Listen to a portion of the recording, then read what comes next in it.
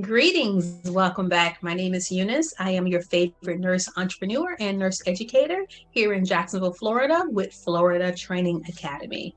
If you haven't already subscribed, go ahead and subscribe to our channel. And also, if you like the video at the very end, hit the thumbs up button. All right, so in this video, we're going to be discussing a question that I get asked often. Can I become a CNA or a nurse if I have something in my criminal background? And the answer is kind of complicated. The answer is maybe. It depends on what you've done.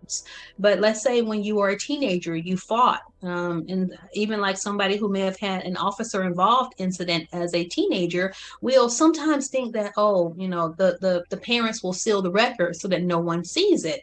The Board of Nursing, especially here in Florida, requires you to unseal those records. So yes, you as an adult are still going to be answering for what you did as a kid, but at least now you have 10 years plus of good behavior where that whenever the board asks you questions about the crime you committed at the age of 17, you can let them know about your outstanding behavior and how you're now the church leader, etc. At this point you're involved in the community and that you've had no other issues. So yes, if you have a criminal history, there's a possibility that you can become a CNA or a nurse. It's just going to be a bit of a process. I encourage you to go through that process. I'm going to say it again. Nurse Eunice encourages you to go through that process because I don't want to sit around like, what if?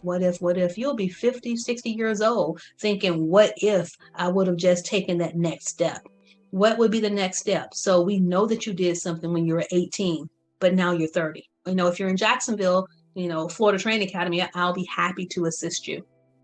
But for our particular company, we do CNA training. So I'll stick with my company CNAs. So I'm going to ask that you actually do your fingerprints first. You can do your fingerprints in our office. And then I'm going to ask that you also have enough money set aside to apply for your state tests, which sounds backwards. So before you actually attend a training course, I need to know whether or not you can actually sit to take your exam.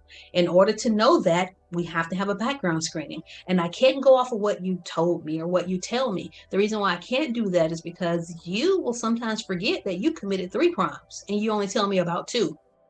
I'm not here to judge you, so you don't have to, fib to me. But whenever you do that background screening, that's not sent to me, it's sent to the Board of Nursing. They're going to see your entire criminal record. And based off of that record, if they have any questions pertaining to a charge, they're going to send you a letter directly asking for more information. You're going to have to get the depositions, whatever happened to the case. I've had people who try to rush. They're like, hey, I want to become a CNA before this charge hits my record. No, it doesn't happen like that. If there's a pending case, well, then your monies are just going to be pending and you won't be able to get a test date until everything has been resolved, because the purpose of this is safety. If you're violent, if you have mental illness, we can't have you out there taking care of, disadvantaged populations, babies and elderly people, because you could potentially harm them. So down in the link or down in the description section below, especially if you're in the state of Florida, I'm going to have information related to, the charges that, disqualify you from being a caregiver. But if you really have the passion to help others and you are changed, I'm going to recommend that you go ahead and set the money aside to pay for your background screening, to pay for your state test. If you're outside of Jacksonville, go to your local community college, ask them about the process. Just be upfront. Hey, I had a criminal record. I was 18. I was young, dumb, and full of, I did something stupid. Now I'm 30. I want to go forth with my life. I want to be an LPN. I want to be an RN. And I am still an advocate of LPN school. I never went to LPN school, but I started nursing school at like 19. So, I was young, I was, smart, and I didn't really have that many financial responsibilities. So yes, you have a master's prepared nurse telling you it is okay to be a CNA. It's okay to be an LPN. It's okay to be an RN with a 2-year degree, a 4-year degree, or whatever degree. I just need you to get in and keep advancing.